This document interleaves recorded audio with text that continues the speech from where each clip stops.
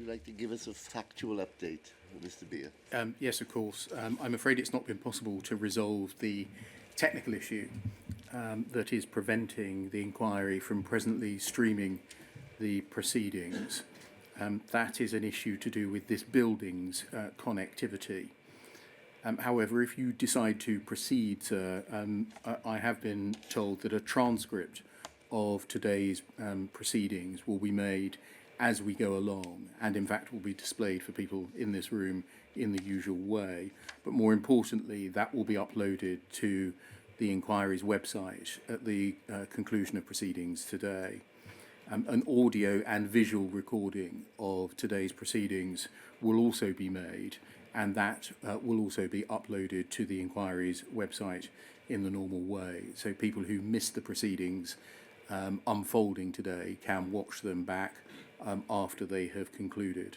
So essentially what is missing is the live YouTube feed, which means that members of the public who are not in this room and those core participants who are not in this room will be unable to see and hear the proceedings as they unfold. My inclination, my inclination is that in those circumstances, although it's not ideal, it's better than adjourning, which is the option, in effect. Mr. Steen? We have clients that have been emailing my instructing solicitors asking for when the live stream is going to be available and hoping that they would be able to take part in this remotely. On the other side of the coin, there is practicality, that if we adjourn from today's date, what further date would we get, when would that be, and the like. Our rather reluctant but necessarily practical answer is to agree, sir, that we go ahead today. Partly, I must admit, in my own mind, thinking that I am last in terms of the speaking order, and we may well resolve problems by the time we get there, at least for my own part. Yeah, well, I think, I'm not sure if Mr. Beer mentioned this, but if the live stream is rescued, then it will begin as soon as it can. Yes, sir. So there is that possibility, but obviously we can't rely on that possibility. Thanks, sir. And I also think it's important to explain that if there had been live evidence, particularly of important witnesses, I might have taken a different view. But I think, given that we are simply dealing with submissions, the balance falls in terms of carrying on. So that's what we'll do. Ms. Gallifant. Good morning. Good morning. Thank you, sir. As you know, I appear on behalf of Post Office. We are grateful for the opportunity to update the inquiry on developments in relation to issues of compensation. In our opening statement at the beginning of Phase 2, we provided a short update on developments since the compensation hearings in July, and last week we submitted detailed written statements setting out developments to the end of November. For the purpose of today's hearing, I intend to structure our oral submissions by reference to the key conclusions reached by you, sir, in your progress update dated the 15th of August of this year, focusing on those conclusions which concern matters for which Post Office has responsibility, and leaving aside for the time being those conclusions which you've indicated may be considered in Phase 5 in due course. I do so having particular regard to your indication in that document that if it became clear in subsequent weeks that progress was too slow, in particular finalising a group litigation scheme and or making payments thereunder, you would very likely determine that you should deliver to the Minister an interim report pursuant to the Inquiries Act containing specific recommendations. I start, sir, if I may then, with the historical shortfall scheme. First, the issue of the pace of making offers, paragraph 7.2 of your update. So far as the pace of making offers of compensation is concerned, you noted in your progress update this had quickened considerably during the course of the previous 12 months. That pace has been maintained in the last 4 months, in each of which month the Post Office has exceeded its target for the percentage of offers made in respect of eligible applications.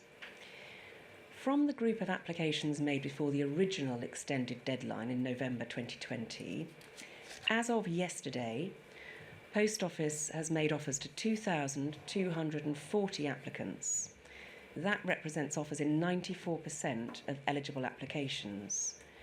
So, as you'll be aware, the target by the end of this month is 95%. I was told shortly before coming into the hearing room this morning that if just 4 more offers go out today, we will have made 95% as of today.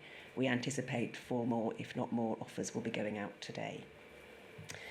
The total value of the offers made to date is approximately £74 million, including interest and the deduction of withheld tax.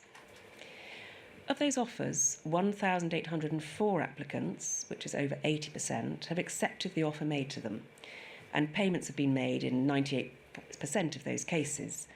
That amounts to a total value of payments of approximately £44.5 million, again, including interest and the deduction of withheld tax.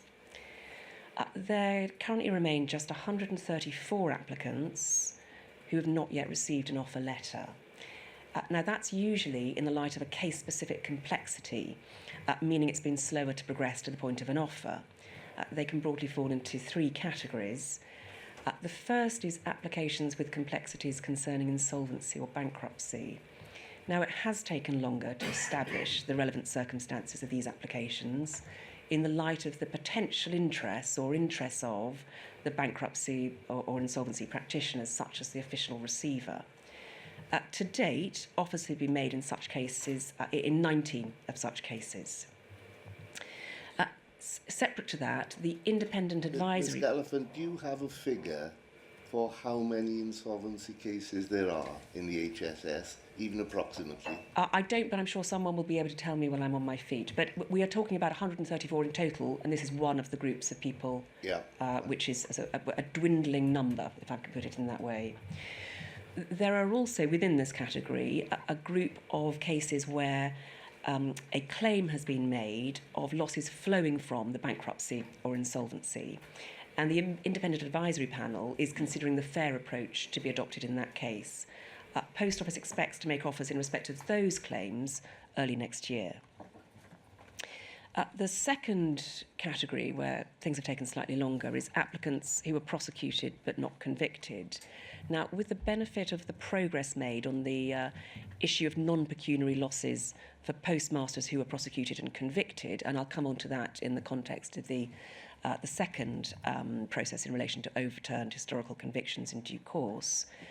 Again, the independent advisory panel is considering the fair approach to this category of applicants and expects to make offers in respect of them, again, early next year.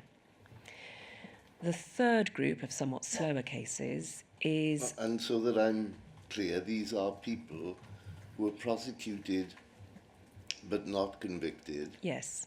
Who did not form part of GLO. Exactly, Sarah. I'll come on to that other category in due course, yes.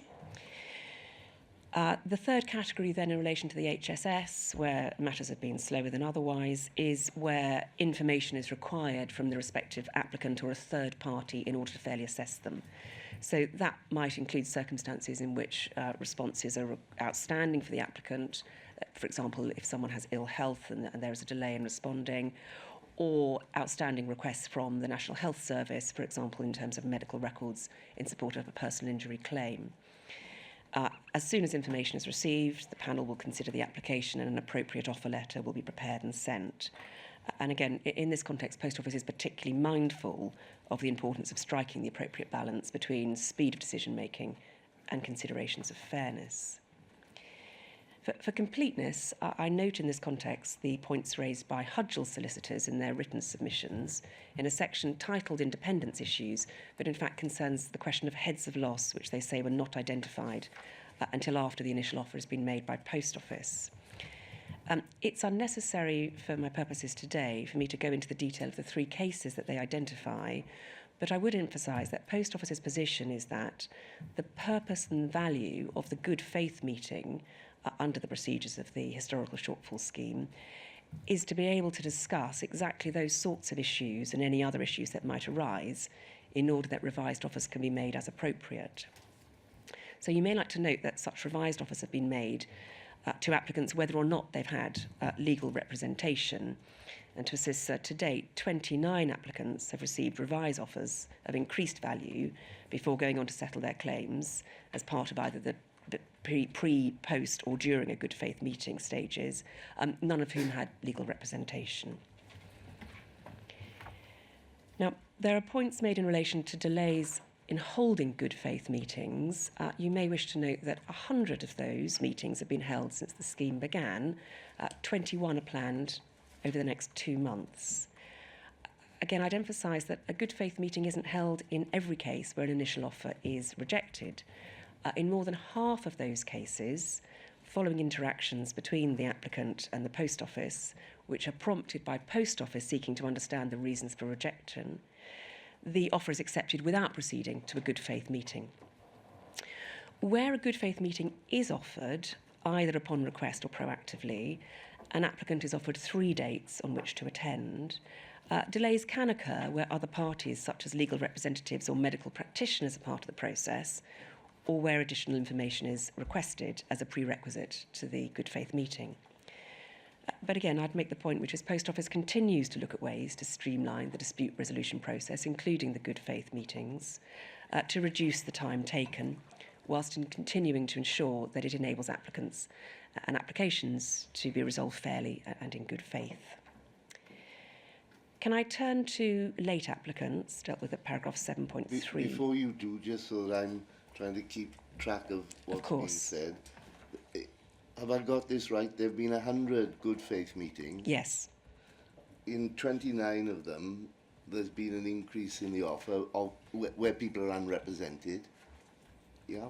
No, the increases in the offer of people are unrepresented. That may have been before a good faith meeting, at a good faith meeting, or afterwards. So have you got any information about what's happened after a good faith meeting in terms of increase or acceptance?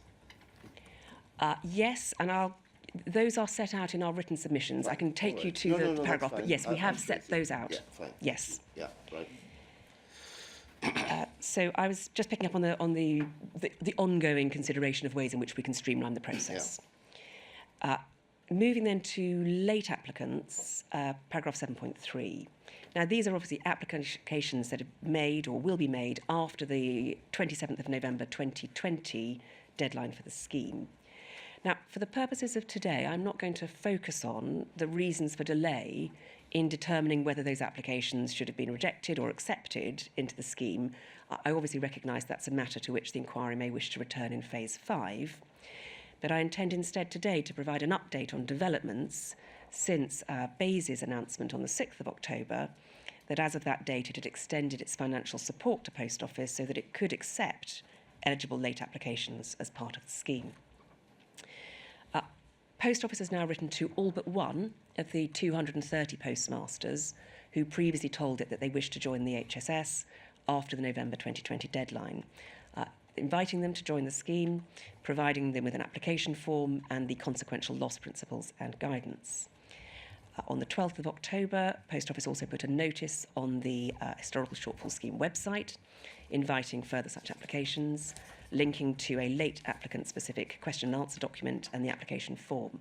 So we provided copies of those documents together with our written submissions for your note. As at yesterday, Post Office has received 93 late applications, of which 66 contain a complete set of information. At this stage, Post Office has assessed 68 claims for eligibility under the scheme. I note that some applications contain more than one claim, for example, if there was more than one post office under that particular postmaster. There should be confirmation of eligibility sent to applicants in the next week or so, once identification and verification checks are also complete. 27 of the late applications are partially complete, and we are contacting applicants for missing information. So one of the other key conclusions in the progress update was that any applicant whose claim is rejected by reason of having been made after the 27th of November 2020 should have the right to have that decision reviewed by the independent advisory panel, and the scheme amended to make that clear. Now, the website for the scheme confirms that applicants are asked to explain why they were unable to submit an application by the November 2020 date, provides, by way of example, they didn't know about the scheme, were poorly overseas caring for a relative. Post Office has recently updated the question and answers on the website to clarify the approach to be taken in circumstances where a late applicant has provisionally been declined by Post Office on the basis that they've not provided a sufficient reason for missing the original deadline.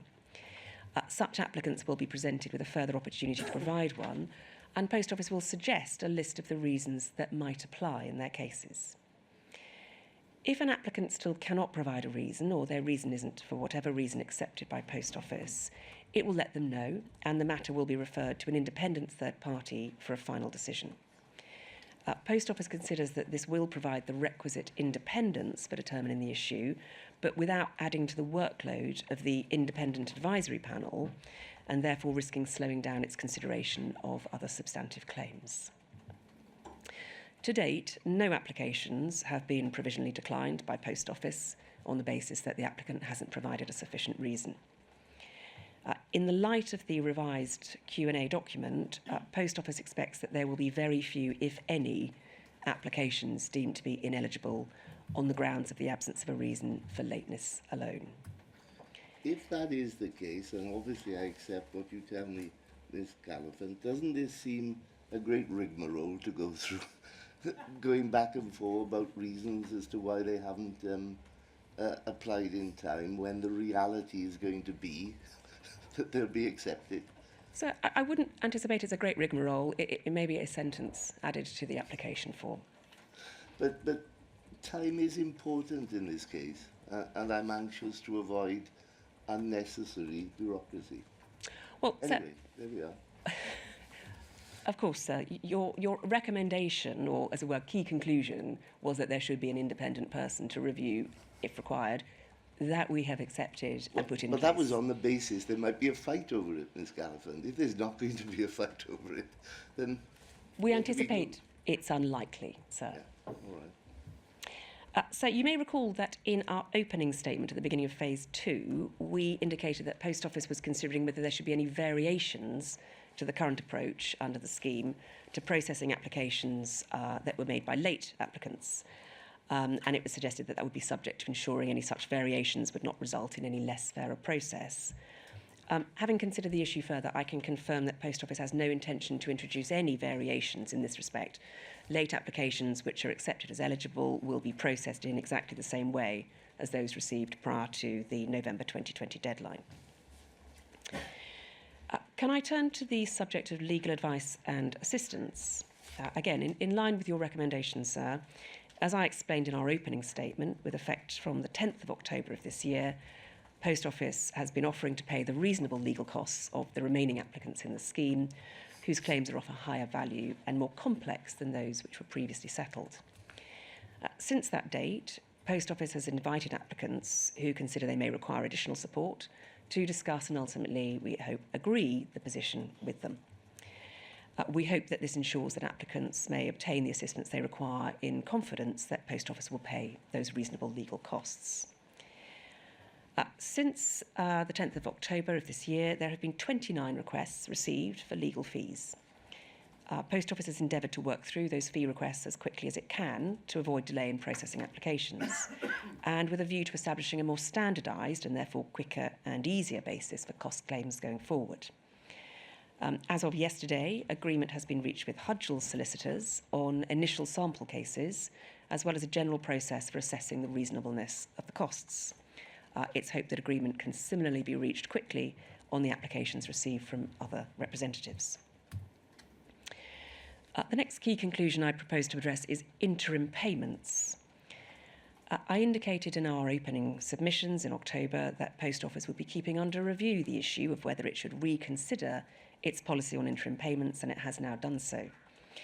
As recently announced on its website, to assist postmasters, including those who may be experiencing financial difficulty or suffering from health issues, Post Office will consider making an interim payment to an applicant of up to £30,000 in advance of it sending a final outcome letter once it's accepted the application, informed the applicant it met the eligibility criteria and identified the likely shortfall amount. Post Office has particularly confirmed it will not ask for such payments back, whatever the ultimate outcome of the claim. Moreover, if an applicant has received an offer but needs more time to review or dispute it, Post Office will also consider making an interim payment of at least 50% of the offer. As well as updating the website to this effect, the ability to request an interim payment will be specifically drawn to the attention of any applicants who enter the scheme's dispute resolution process, and each application for such a payment will in due course be assessed on a case-by-case basis. Post Office didn't consider that a revision to the scheme's terms of reference, as you'd suggested, was necessary, either as a matter of jurisdiction or in order to publicise the availability of such payments. And of course, in making these oral submissions, we hope to raise awareness of the potential for interim payments amongst applicants and potential applicants. In substance, however, we have accepted your recommendation in this respect.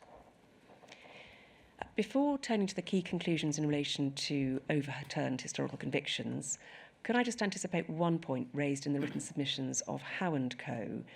in relation to the unusual position of an individual who it seems may have been effectively running a post office branch whilst not a postmaster or an employee of the branch. The position of that individual is particularly complex, and Post Office will be reviewing her position further and reverting to Howe & Co. as soon as it's able to do so. Turning then to overturned historical convictions, I start with the payment of interim payments. Of the 83 convictions that have been overturned on appeal to date, applications for initial interim payments have been made in 82 cases. The solicitors representing the remaining case have indicated and confirmed they didn't wish to apply for an interim payment. Initial interim payments have been offered in 79 cases and accepted in 77, with 2 pending acceptance. Those 2 offers were only issued in the last week or so. The remaining 4 cases consist of the 3 public interest only cases, which I'll come on to, and the one who's confirmed that an interim application will not be made. Post Office has in addition made second additional interim payments in respect of 3 cases and offered a second interim payment in a further 3 cases.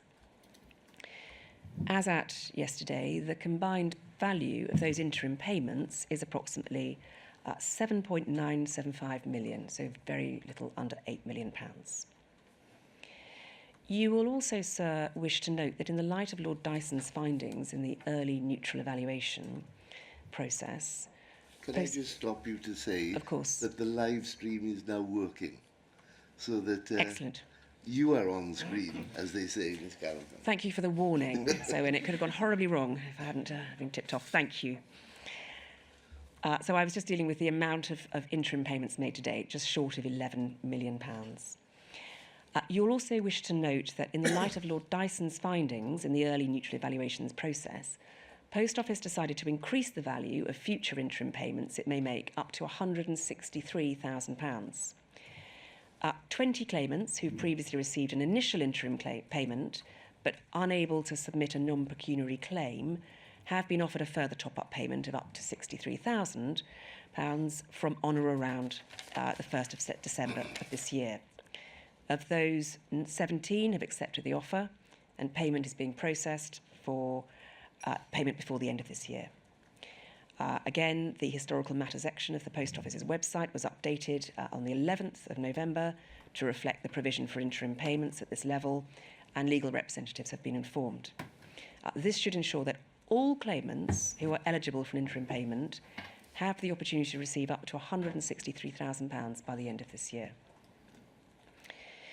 So, in relation to your reservations concerning the 3 cases in which applications for interim payments have been declined, which we've described as the public interest only cases, as we explained in our opening statement, it's been agreed with Hodgel Solicitors to go to independent mediation in order to seek to resolve these disputes, and we continue to work constructively with the solicitors in relation to this process.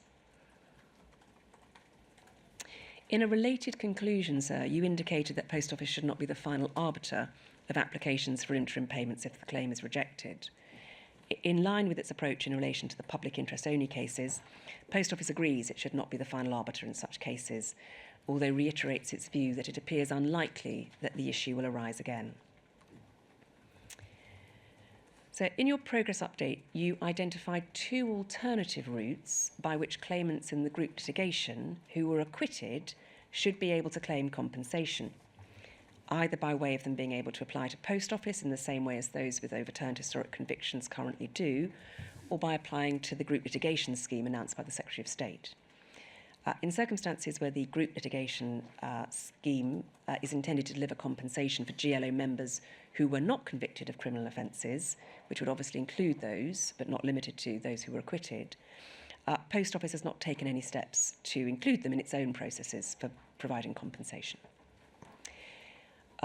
In this context, I'd wish to make it clear, though, although Hodgel Solicitors suggested in their written submissions that applications by GLO claimants could already have been accepted by Post Office, we suspect this is a typographical error. The GLO ex gratia scheme will be delivered directly by BEIS, as yesterday's announcement by BEIS confirmed, that the applications were never to be made to us. Can I move? So, what you are anticipating on behalf of the Post Office is that those who were acquitted but who did not form part of the GLO can be dealt with under HSS. Yes. And those who were acquitted who were part of the GLO will be dealt with in the GLO scheme. Exactly. So that there is a route for everyone, is what you're telling me. Yes, Yeah, exactly, right. exactly, sir. Contingency planning, if I may move to that topic. In order to address your conclusion that there should be contingency planning as to how disputes about final compensation payments are to be resolved in the event that negotiated settlements are not possible, I start by setting out progress to date. Together with claimants and their legal representatives, Post Office continues to make good progress in settling the claims of postmasters with overturned Horizon-related convictions. Again, as at yesterday, the position is as followed. Post Office has reached full and final settlement covering both pecuniary and non-pecuniary losses with 2 claimants, both of whom had participated in the ENE, the Early Neutral Evaluation process. Starting then with non-pecuniary claims, which, as you know, was the subject matter of the ENE process, I start with the cohort of claimants who participated in that process. There were 10 such claimants. Post Office has made non-pecuniary settlement offers to all 10 of those ENE claimants. Of those, 6 of the ENE claimants have settled and been paid the non-pecuniary element of their claim. 1 claimant has already received the value of the non-pecuniary element of their claim via 2 interim payments, and the other 3 claimants have accepted terms of settlement, but payment cannot be made by Post Office until insolvency arrangements have been finalised. Moving to claimants who were not participants in the ENE process, Post Office has received non-pecuniary claims from a further 43 claimants. Again, I exclude the 3 public interest-only claimants from that figure, all of whom have overturned Horizon-related convictions. Of those 43, Post Office has made offers in respect of 33 of those claims, and the total value of those offers, and these, of course, figures exclude the 10 ENE claimants, is approximately £4.23 million. Again, that excludes the value of the offers of interim payments already made in the same cases. Of those 33, offers have been accepted in 26 of those claims. Payments have already been made in 19 of those claims within the agreed payment terms of 28 days from receipt of signed acceptance letters. I'd emphasise in practice, Post Office endeavours to pay much quicker than this timescale, usually around 10 days if possible. Of the other 7, 4 are scheduled for payment today, and payment for the other 3, and those acceptances were only received on the 5th or 6th of December. Payment will be made as soon as practicable. Post Office has now paid a total value of approximately £3.1 million by way of final compensation, again excluding offers of interim payments made in those same cases. The remaining 10 claims in which offers have not yet been made were only received at the end of last month. They are under assessment by Post Office with the intention of issuing offers before Christmas. Post Office expects to receive 3 further potential non-pecuniary claims by the end of this year. Assuming that is the case, is on track to have made offers in those by the end of the year, or if claims arrive later than expected, early January of next year. Together with UKGI and BEIS, it is working hard to see that this is accomplished. And again, we would like to take this opportunity to reiterate Post Office's encouragement to all potential claimants to come forward with their claims as soon as possible. As we explained in our opening statement, Post Office will offer more help and support to any claimants with overturned convictions who do not currently have the benefit of legal representation, to ensure they're aware of the opportunity to take their non-pecuniary claims forward on an expedited basis and are aware of what they need to do so. In addition, I'd like to flag up one further development in relation to non-pecuniary damages. Post Office recently updated the historical matters section of its website to make it clear that it will seek to finalise compensation, that is over and above the interim payments of up to £163,000, for personal or non-pecuniary damages at the earliest possible opportunity, whilst awaiting claims or finalising settlements in relation to pecuniary aspects of a claim. This is to ensure that the payment of compensation is not unnecessarily delayed. Can I pause here to return to the issue of bankruptcy, which has been raised by several of the postmaster representatives? The difficulties that issue gave rise to in the overturned historical convictions context has been considered at a high level within Post Office, discussed with BEIS, discussed with His Majesty's Treasury. It's hoped a position will be reached early in the new year.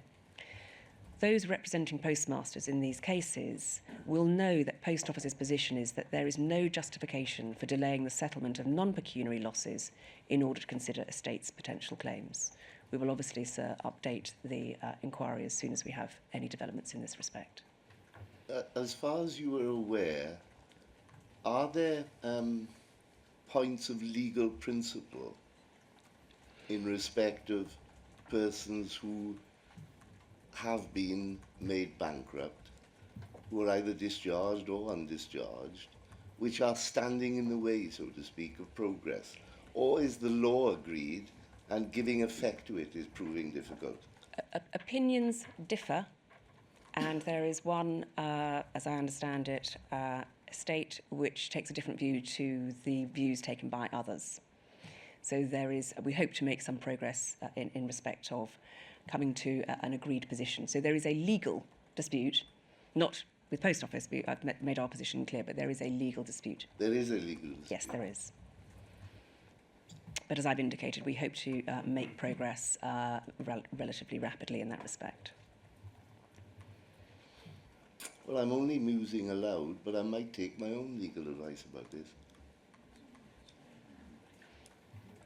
I don't think Post Office would seek to dissuade you from that, Sir Wynne. Can I move to pecuniary claims? As I've noted, 2 of those have already been settled as part of those full and final settlement agreements. Post Office has received a further 6 claims with supporting schedules of loss since my opening statement, in relation to which Post Office is working with the solicitors concerned on evidential matters to enable opening offers to be made. The claims for pecuniary losses that we've received to date are complex. They require significant legal expertise to assess. In order to maintain the momentum of the process in these circumstances of providing offers to claimants in respect of pecuniary losses, Post Office will be looking to make partial settlement payments to claimants in respect of agreed heads of loss, as it's done previously. More broadly, Post Office is in active discussions with claimant representatives about the best way to approach the calculation of compensation for pecuniary losses, with a view to arriving at a set of principles which is agreed by all concerned. These discussions have included consideration of incorporating oral hearings into the process. It's hoped that the principles and processes will be clarified in the new year and a basis for consideration of future claims for pecuniary losses established. In this context, we note the suggestion made by Howe & Co that the development of a scheme has caused exceptional delay. Let me emphasise, as demonstrated by the progress made in respect of non-pecuniary claims submitted by Hodgel & Co following the ENE, that represent 71 of the 83 persons whose arrears and convictions have been overturned, it's clear, we submit, that the absence of a formal scheme has been no impediment to the bringing of and settlement of claims. The alternatives are not, we say, as Howe & Co suggest, that the absence of a formal scheme means that postmasters would be required instead to take the risk of commencing formal legal proceedings. I would note that proceedings have not been commenced in any of the claims in which offers have been made to date. At the risk of repetition, I would again emphasise that Post Office would encourage all potential claimants to present their claims as soon as they are able to do so in relation to pecuniary loss.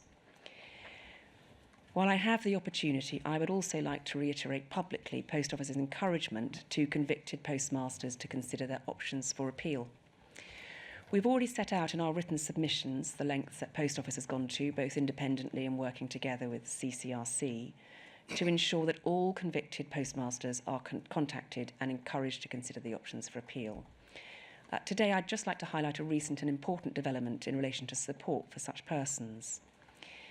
In February of this year, the BEIS Select Committee recommended the formation of an independent body to support individuals with potentially relevant convictions who may, understandably, be reluctant to engage with Post Office due to the distress their historic convictions may have caused them.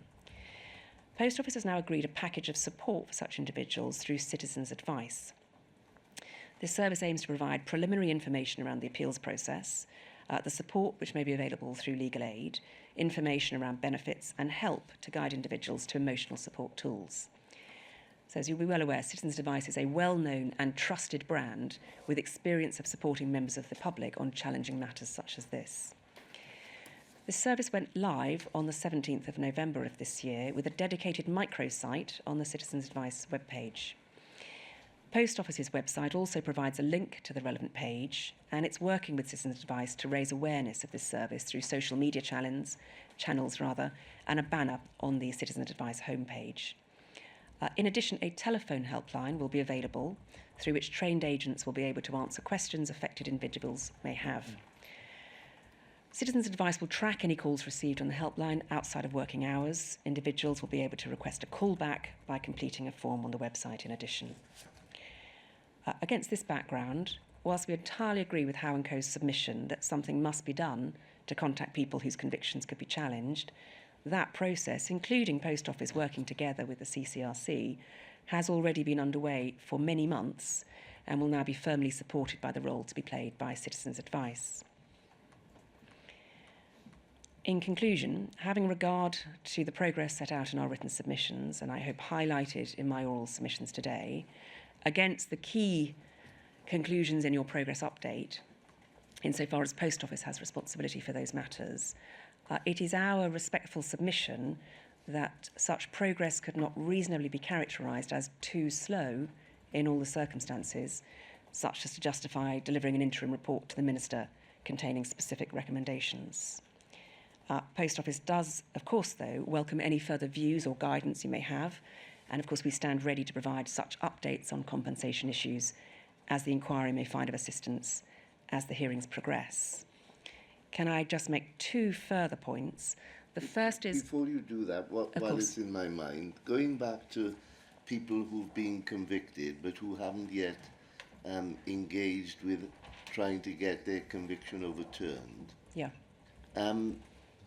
Am I right in thinking that the Criminal Cases Review Commission may not be the quickest and easiest route, especially for those who'd never appealed before?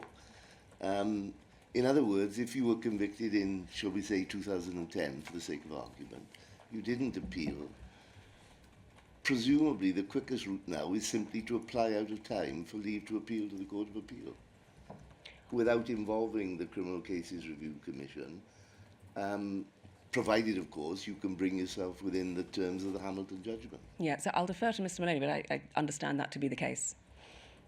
Is that right, Mr Maloney, or have I set a hair running? No, sir, you're absolutely right. It's the involvement in the Criminal Cases Review Commission in alerting people to the possibility of appeal, Right. Yeah. whether by way of the CCRC, if they've had a previous appeal, or they were convicted in the magistrates' court, which the CCRC are dealing with. Otherwise, then straight to the Court of Appeal is the quickest way. Yeah. Well, if I found difficulty in getting that squarely in my head, it may not be surprising that many other people find the same difficulty. Including me, sir. Right, Thank you. The first was, I was just going to pick up, very helpfully, my solicitors just indicated. You asked, sir, about the number of applications in which insolvency or bankruptcy issues have arisen. As of the 6th of December, there are 72 applications in the historical shortfall scheme in which either Post Office understands the cause of action vests in the insolvency or bankruptcy petitioner, or it's currently unclear whether or not it does. Work is ongoing to establish where it sits. That includes the 19 applications in which offers have been made. In addition, there are approximately 10 of the 30 dissolved company applications which may be impacted by insolvency or bankruptcy issues. Again, the processing of those applications is ongoing. So I sense a keen interest on behalf of all postmasters, and so you as well. We will certainly seek to update, I think on perhaps a proactive basis without waiting to be invited, how things go in relation to insolvency and bankruptcy issues in both the OHC and the HSS context. It's just the feeling I've got that this seems to be quite a difficult problem. Yes. And we want to solve it. We also share that.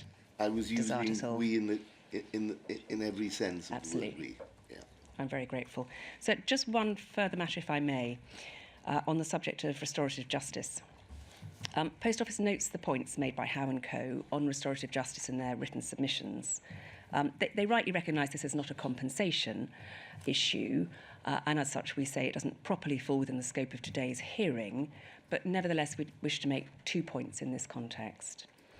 The first is that Post Office does not consider that its offer, which I made, so you may remember in my oral opening submissions, for senior members of Post Office to meet directly with affected postmasters in order to listen to them and make suitable apologies, requires the establishment of a formal scheme or process, necessitating the involvement of solicitors on either side.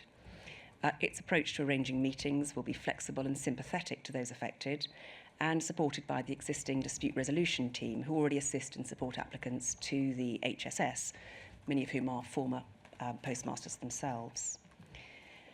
The second point is that Post Office's offer reflected exactly what was requested on behalf of the core participants represented by Howe & Co.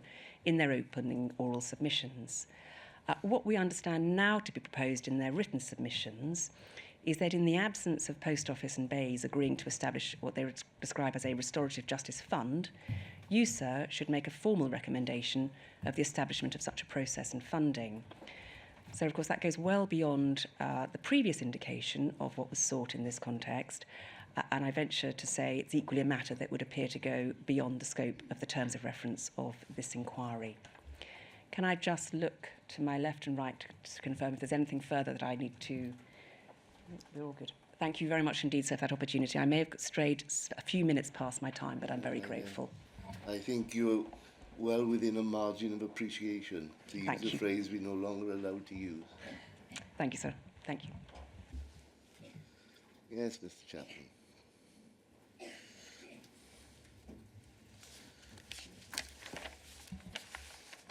So I'm hoping that the microphone is picking me up from here. I'm getting some feedback. Can you hear me okay? Yes. Yes. Yeah. Can everyone hear Mr. Chapman? Yeah. Thank you. Thanks.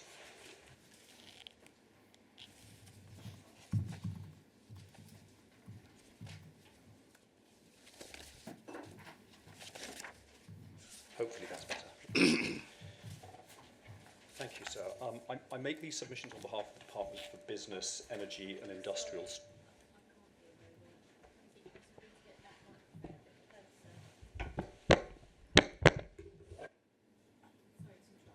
No, that's fine. You're a vital cog in this hearing, so you must hear everything. Is that working better? The department wishes to begin by reiterating its commitment to ensuring sub-postmasters receive full and fair compensation as quickly as possible, and this remains a key ministerial priority. As the department said it would at the July hearings, it has listened to the concerns about compensation arrangements, engaged with them, and taken action where necessary. Whilst there will always be room for improvement and much work remains to be done, the department believes that the general trajectory is now broadly positive. But as always, it would welcome your views. I'll address each of the three compensation schemes in turn, starting with the post office administered schemes, the historical shortfall scheme and the overturned historic convictions scheme, before turning to the BEIS scheme, the group litigation scheme. But first, the historical shortfall scheme. Like the overturned historic convictions compensation, and unlike the group litigation scheme, the HSS is a scheme designed, established and administered by Paul, but the department has some levers of influence and it has not shied away from using them where necessary. As you know, the department has encouraged Paul to speed up the HSS process and set Paul the target of issuing offers to all HSS claimants by the end of this year. As you noted in your progress update, that was an ambitious target, intentionally so. And with some regret, the department recognises that Paul will not meet it. Even so, Paul has been making relatively good progress, and the department's clear expectation is that offers will have been made in most of the remaining cases by the end of January.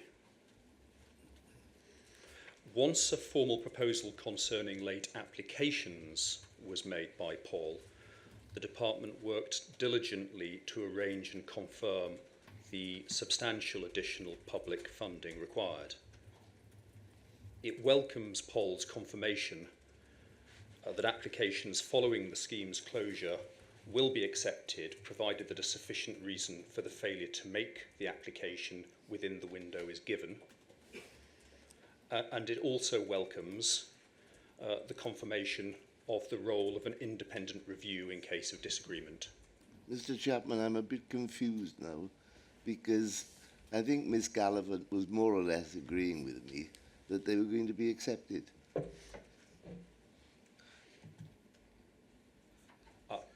And you put it in a much more guarded way, and I'd hate there to be any divergence between BEIS and Paul over this. I don't think that there's any divergence at all. So I shall carefully note what Miss Gallivant said and proceed on that basis, shall I? I think that's fair. Fine, good. The department is very pleased to note that the previous cap on reasonable legal expenses has been removed, with Paul reimbursing all reasonable legal costs, both at the offer stage and for claimants going into the dispute resolution process. And finally, on the HSS, the department welcomes the development that Paul has made provision for interim payments, irrespective of personal circumstances, and in addition to hardship payments. Turning to the overturned historic convictions compensation, the department is reasonably pleased at the progress being made, as just described by Ms. Gallifant, though clearly there remains some way to go. It welcomes the positive progress being made on the non-pecuniary damages claims, and it welcomes the increase to the ceiling for interim payments, including the top-ups for those who received interim payments previously. Can I just add this? The department is very conscious of the practical hurdles facing sub-postmasters in making pecuniary damages claims. And in order to help facilitate the process, the department has worked with HMRC to enable easier access to historic tax return data so that claimants can particularise their claims with confidence. the department encourages postmasters and their representatives to bring forward their claims as soon as they're able. Turning to the group litigation scheme. Unlike the other two schemes, the group litigation scheme is being set up by BEIS, and, as one would hope, reasonably good progress is being made. As you know, the Secretary of State made a statement in Parliament yesterday to announce the shape of the scheme, following, as promised, consultation with the GLO claimants and their representatives. In line with the views of the substantial majority of those who responded, the scheme will follow an ADR model and will be administered directly by BEIS, not POL. The scheme will be overseen by an independent advisory board, which will be chaired by Professor Christopher Hodges, an academic who's an expert in ADR matters. And its membership will include Lord Arbuthnot and the Right Honourable Kevin Jones MP, both of whom have long and distinguished records as campaigners for the postmasters. Claims themselves will be considered and assessed by an independent panel. The expectation is that the full compensation awards will begin before the summer, with most cases being resolved by the end of next year.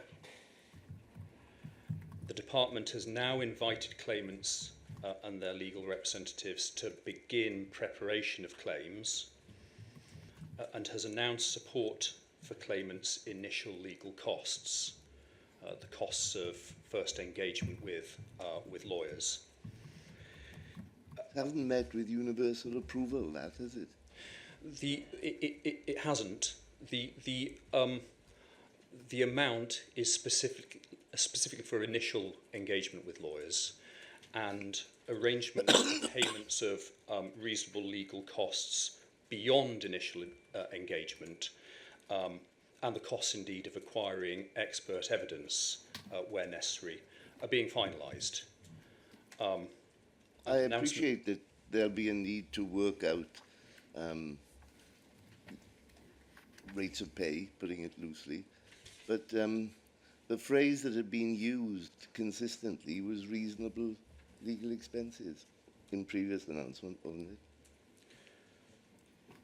it? Can I be clear, sir, that it remains the department's position that postmasters engaging in this scheme will be entitled to recover reasonable legal expenses. In the meantime, the department has made interim payments totalling over £16 million so far, and covering 85 or over 85% of claimants.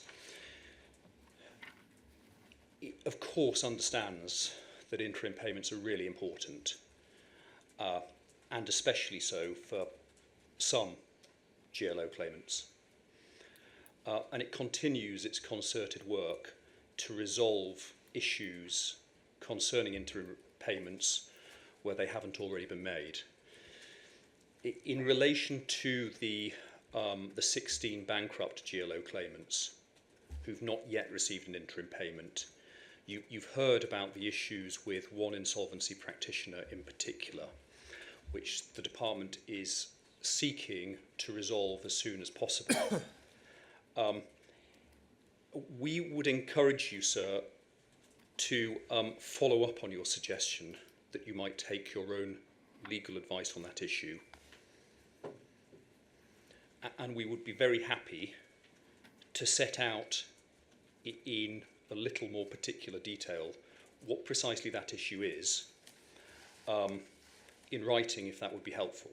Well, I think if I do decide that it's appropriate for me to take legal advice, I would probably ask my legal team to engage with all the relevant lawyers as to the appropriate questions to ask. Yes, we'd certainly be happy to engage in that process. It may prove to be the case, it's hoped that it'll prove to be the case, that it's possible to resolve that issue and to resolve it shortly. If it's Well, not, the quicker you do it, the less likely or the Yes. less need for me to engage in it. well, indeed, and of course we'll keep you informed. Yeah. If it isn't looking likely to resolve it very quickly, then the department will make partial interim payments which will not cause the potential problems which full payments, full interim payments might cause within the next week. Finally, most GLO members who were acquitted of Horizon offences have already received more in compensation than the £100,000 interim payments which have been made to those who were convicted. However, the department has recognised the force of the concern that you raised in relation to the handful of GLO members who are not in that position. They will receive additional interim payments under the GLO scheme rather than being transferred to the POL administered OHC scheme. Yeah, my concern there was over the substance, not the form. Yeah. Well, I hope that addresses it. Yeah. Can I briefly turn to a couple of other related matters? First, the department is very pleased to note that POL's committed to setting up a compensation scheme to cover lost remuneration caused by suspension and indeed any consequential losses. The government has committed to providing funding to the post office to cover those payments, and the department will oversee the process to ensure it's delivered promptly. Second point, the government is committed to legislating at the earliest opportunity to exclude all post office and Horizon related compensation payments from the calculation of capital limits for means tested benefits and pension credits. That is in addition to the announcement made in September that no tax will be payable on compensation payments made under the OHC scheme. So to conclude, the department believes that compensation issues are now generally progressing fairly well, but it would of course welcome your views on any areas for improvement. Thank you. Thank you. Right, I think we'll take a 10-minute break, not least to allow the transcriber to have a break, and then we'll continue with Mr. Maloney.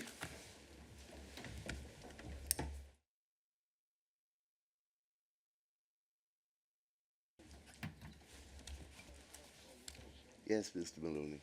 Thank you, sir. So these submissions are on behalf of Hodgel Solicitors, and Hodgel Solicitors represent 72 claimants under the historic shortfall scheme, 71 persons whose convictions have been overturned, and 6 persons in the group litigation scheme. Our submissions identify and address some of the specific practical issues arising in connection with the different types of compensation claims, and we address them in the following order, sir. Compensation under the historic shortfall scheme, compensation for sub-postmasters with overturned historic convictions, and compensation for group litigation claimants. And I'll take those in order, sir. Firstly, the HSS. We've sought to deal with our submissions by reference to your progress update, sir, this is dealt with at paragraphs 133 to 152 of your update. And we deal with just a few issues. Firstly, what were referred to in the progress update, sir, as independence issues. We raised a concern in July that heads of damage were being missed by those operating the HSS and raised questions as to how that might happen. We're very conscious that the inquiry intends to review the operation of the HSS in stage 5, but what we say is by way of update, sir, just to keep you abreast of the continuing experience of Hodgel Solicitors as matters proceed. Only, and of course, the only data we have is from the Hodgel Solicitors Yes, cohort as yes. well, so we can't say this is in any way representative. And of course, we've listened to what Ms Gallifant said this morning on behalf of Post Office Limited. But only 3 HSS applications where Hodgel Solicitors are instructed have reached the good faith meeting stage. And a decision then taken by the panel on whether or not to make a revised offer. And in each case, sir, the experience of Hodgel Solicitors has been that an improved offer has been made, and in each case there is evidence that the amount paid to claimants can be significantly affected by the failure to identify appropriate heads of claim. We've set out the details of those 3 cases in Appendix A to our submissions, so I don't propose to take you to them because you have the details within the body of the submissions in any event. But case 1, and these are of course anonymised, sir, for obvious reasons, case 1 initially received a net offer of £46,799.52 in December of 2021. Just after Hodgel Solicitors served evidence in relation to her case on the 7th of March of 2022, and then some 8 months later, on the 10th of November of this year, so she received a revised net offer of £140,126.37. And that, sir, is close to £100,000. And that difference, that significant difference, was accounted for by compensation for loss of earnings following resignation, which we say, sir, should have been a very obvious head of loss to have appreciated.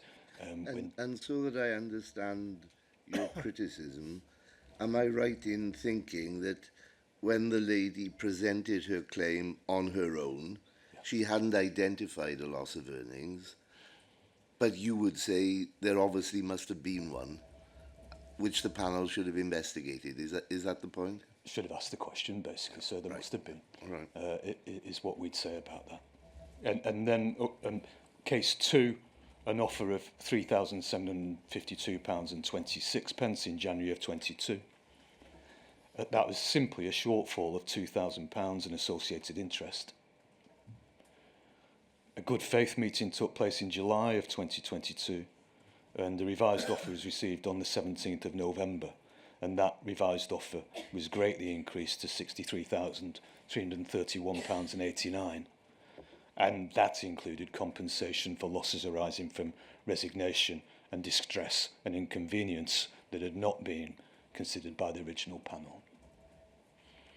And then in case 3, the applicant received a net offer of £21,691.23 in March of 2022, a good faith meeting in June of 22, and a revised offer of £34,862.61 on the 17th of November, the same day as case 2 and just a week after case 1.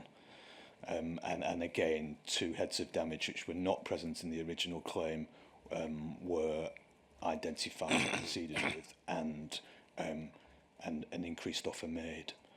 And those are the only 3 examples we have, sir, of cases dealt with by Hodgel Solicitors which have proceeded to a good faith meeting, which of course is the next stage along from the offer, and then resulted in a decision on an offer. Not simply a revised offer, but a decision on an offer following that good faith meeting. There have been no other decisions on offers. And so each time there's been an upward revision of the offer when an offer has been made. And that the identification of those heads of damage has led to significantly increased offers, which of course it affects the well-being of the claimants who've suffered some time ago. That's the importance of it, sir, and getting their lives back on track. Second aspect we'd like to refer to, so far as the HSS is concerned, is delay, sir. Now, one of the concerns of the inquiry in the progress update was that no decision had been made on whether to accept late applications into the HSS.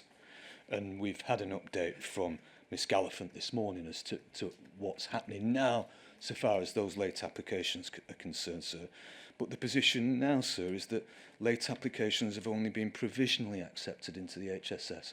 So you reported, sir, earlier this year, with some months down the line, they've been provisionally accepted into the HSS. Reasons for the lateness of the applications have been requested. Those reasons have been supplied very quickly, but thus far there's been no confirmation that any application has been fully accepted into the scheme, and no first offers have yet been made in any of the cases. And so we're encouraged by what's said this morning, but it has to be seen, sir. And of course, we hope this isn't a cheap point, but of course, if these cases had been accepted into the scheme, then we might be some distance away from 95% rather than just 4 offers away from 95% of all the applications. Additionally, sir, there have been significant delays in the operation of the HSS beyond the stage of first offers. The experience of Hodgel Solicitors is that a good faith meeting is usually only possible some 2 months after a request for such a meeting. The suggestion is that some delay may be occasioned by the need to secure medical expertise to the GFM, to the good faith meeting. We're on a very limited sample, sir, but the experience of Hodgel Solicitors is that in the number of GFMs that they've conducted, there have been no medical experts present at those good faith meetings. And you can see, sir, from the 3 cases we identified in Appendix A, as it were, the timetable for the first of all setting of the GFM and then the making of the revised offer. And you can see, sir, from those 3 cases that it was between 4 and 7 months until a revised offer is made after a GFM. Hodgels have conducted GFMs in 11 cases so far, and these figures may now be out of date because there have been a couple more over the past few days. And they're awaiting decisions as to revised offers in 9 cases. A further 16 GFMs are scheduled to take place from January onwards, and 10 claimants have requested a date for a meeting but are still awaiting one. So there is some significant pendency so far as these cases are concerned. Only 1 Hodgel case has reached the stage where a mediation is to take place. That mediation was requested on the 21st of September 22, and a reply with a proposed date was not received until the 24th of October 22, and the mediation is now scheduled to take place in January of 2023. So that again, sir, gives some indication of the delays which are part of this system at the moment. And plainly, sir, the concern expressed by you at paragraph 135 of the progress update, that the fulfilment of the targets that Post Office and BEIS had set themselves for making HSS offers should not be achieved at the expense of a proper and thorough appraisal of individual applications before an offer of compensation is made, is one that the inquiry can return to at stage 5, but we simply update the inquiry today as to the experience of Hodgel Solicitors, and say as well, sir, that we don't know the reasons for the delays. And as the inquiry is aware, one major area of concern was the significant delays in the making of offers and compensation in claimants in the HSS scheme who've been declared bankrupt. Offers in those cases have now begun to be made, but regrettably and as predicted, most of the damages under the terms of such settlements are being paid for the benefit of the official receiver. The official receiver is receiving first call on any compensation relating to financial losses, and we've attached 2 examples to our submissions as Appendix B, sir, of letters from the HSS to applicants explaining what will happen to the award that is made by the HSS to them. Case 4 we've referred to the first case we referred to as case 4, the HSS panel decided on an award of £259,000, £359, and the applicant has now been offered £8,000 of that award, and the official receiver is to receive £251,000 of the offer. And that applicant, sir, had run a successful business as a sub-postmaster for 20 years. His business was ruined and he suffered with poor mental health after the shortfalls he experienced. And the £8,000 is intended to compensate him for his distress. The rest is for the official receiver because it's property-related matters. That's the division that's being made so far as damages are concerned. Personal damages, as it were, for the claimant, property damages for the official receiver. And then the second case, case 5 we've referred to it as, out of an award of £24,999.32, the applicant has been offered £4,500, whilst the official receiver is to receive £20,432. And the official receiver has no authority other than to settle the debts of the bankruptcy in full. And with the compensatory interest applying, the likelihood is that any award for financial losses will very often be completely swallowed up when those debts are paid. And the issues surrounding bankruptcy are often complex and frequently require specialist legal assistance. As currently appears to Hodgel Solicitors, the HSS takes no account of whether the root cause of bankruptcy was or may have been shortfalls generated by Horizon software. And compensation is intended to put the claimant in the position they would have been in if they'd not been adversely affected by the unreliability of Horizon. So if that bank... Sorry, sir. No, I was just, as you were speaking, so I'll ask you now. Yeah.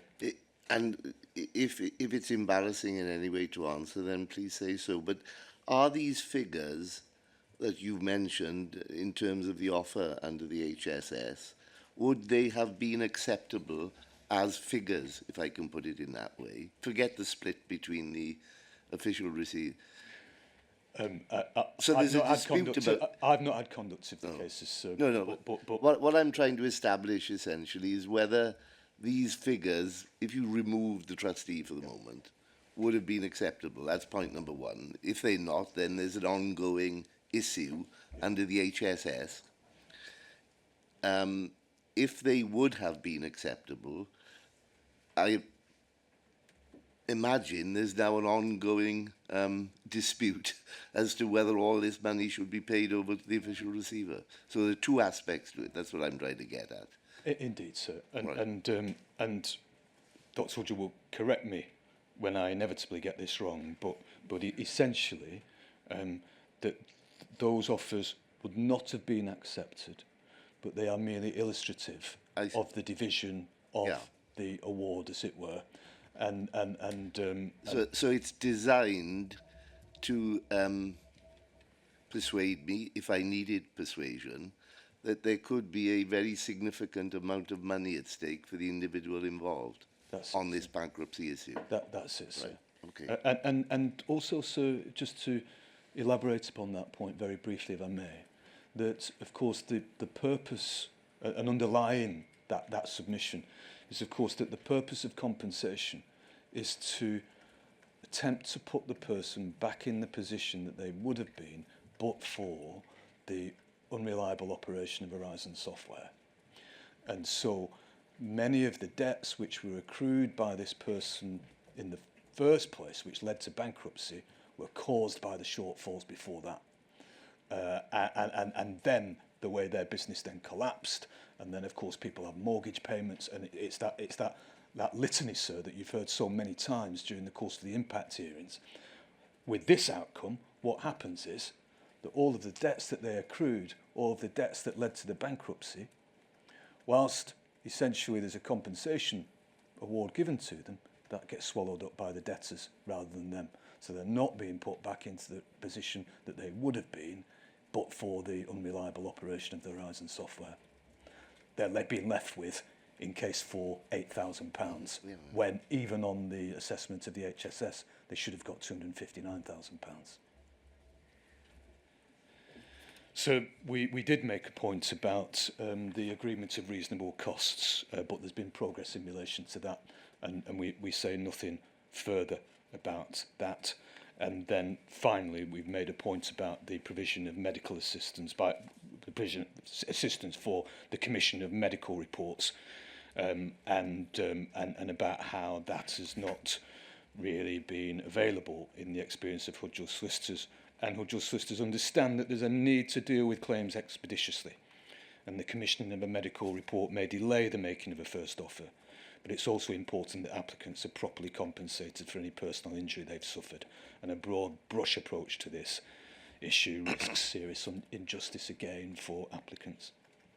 If we could just move very quickly, sir, to the application process, which you dealt with, sir, at paragraphs 142 to 145 of the progress update, and just really highlight, just for your continuing consideration, sir, the problems that are being experienced by claimants in the HSS. The burden of proof is a difficulty for many claimants, and there have been deductions made from the award with, in the experience of Hodgel Solicitors, what they see as no apparent basis, and other than the principles of fairness. And one of the reasons for the frustration as to the reductions for the absence of documentation is just what they were encouraged by Post Office Limited to do at the time at which these shortfalls were occurring. And we've referred you, sir, to a document that has that we've received during the course of the disclosure,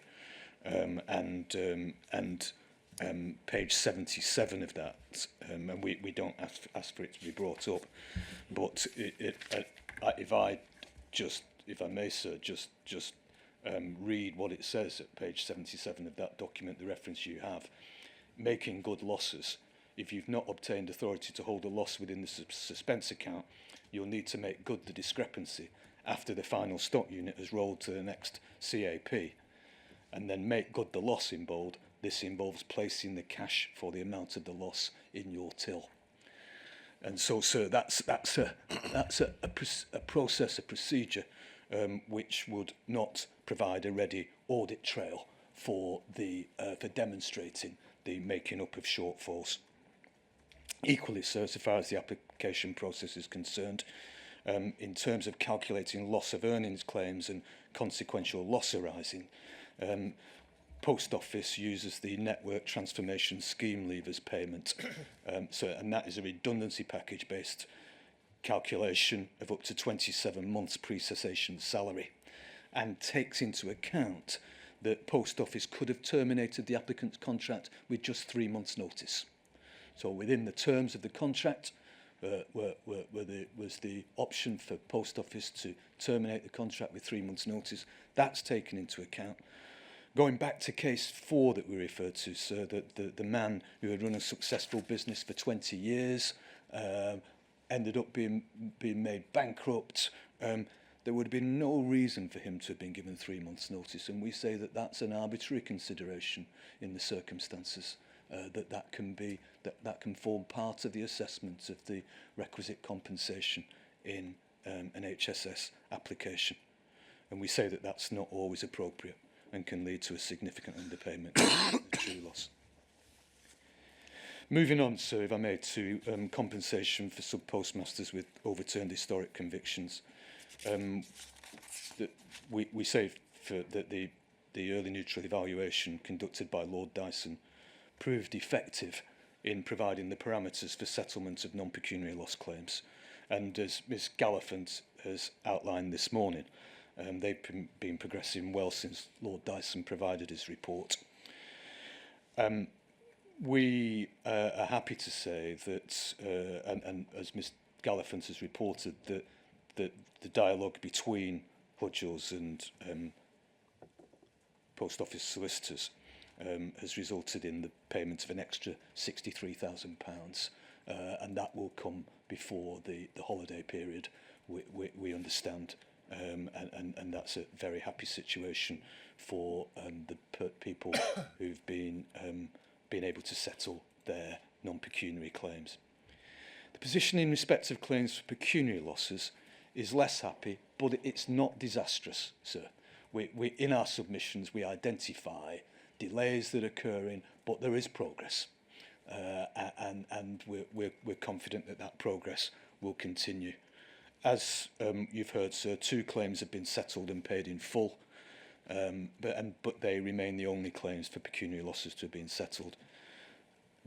As far as 4 other cases are concerned, final settlement proposals have been awaited for months, and in Appendix E, and there's no need for us to take you to the details, take you to Appendix C. We've again included the details within our written submissions. They were submitted, 3 were submitted in June of this year and 1 in August. There were requests by Post Office for further information that were all dealt with expeditiously. And there have been significant delays, we say, by Post Office at each stage, and still no substantive response to any of the claims. We hope that there will be a response to the claims very soon, and the reason for the delay in Post Office making proposals for settlement is not known to Hodgel Solicitors. We had hoped and expected that the initial 6 claims would provide an adequate and appropriate framework for the processing of the remaining claims, in essence a sort of parallel to the early neutral evaluation process, but the delay of months has meant that that expectation hasn't materialised, but there is will on both sides for that to happen with these cases, and we hope that we'll be able to resolve that very soon. In addition to difficulties encountered by some bankrupt claimants under the HSS scheme that we've referred to, problems have also recently arisen in the overturned historic conviction cases in which bankruptcy is a feature. It's fine with those cases which fall under the auspices of the official receiver. We've managed to resolve that, and with the official receiver indicating that there's no further interest. But as you've heard from Mr. Chapman, there are 3 other cases where they're being dealt with by a different insolvency practitioner, and the 2 of those people are Noel Thomas and David Blakey. And the insolvency practitioner initially relinquished any interest, but then following advice from King's Counsel, they've now claimed an interest in part of the damages, and this has held up payment of damages for non-pecuniary losses. So this is separate to the situation that Mr. Chapman has just indicated, because that refers to the historic shortfall scheme. This is the overturned historic convictions cases. It's not a scheme, they are cases. Well, it's a different scheme, but would the principles governing it be the same or not? No, they're not, sir. We've seen, we're addressing it, and we've had no assistance from Post Office until very recently, but they are slightly different, sir, and it may be that I might be revealing confidential details if I were to say now, but we'd be happy to assist in any way we can, sir. But it is the same principle in this way, sir, that this compensation is designed to put people in the place they would have been if they hadn't suffered, and in particular in these cases, they haven't been prosecuted and convicted. And so that's what this compensation should try and achieve.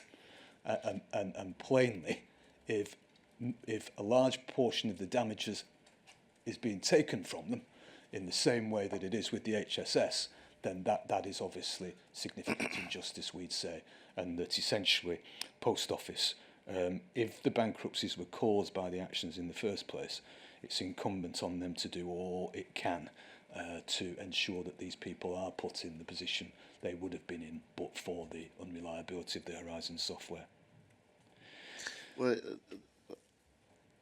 I'm not sure to what extent I can, in truth, delve into these matters, but since I'm having a bit of a go this morning, it seems to me there's almost 2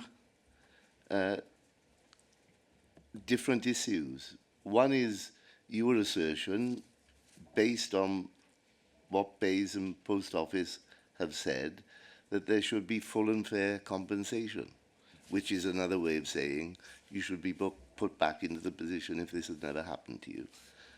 On the other hand, there's the legal position of a person who's been made bankrupt to his trustee in bankruptcy or her trustee in bankruptcy. And it's that latter point, I think, that BEIS and Paul were inviting me to dip my oar in, so to speak, not the former point, if I can put it in that way.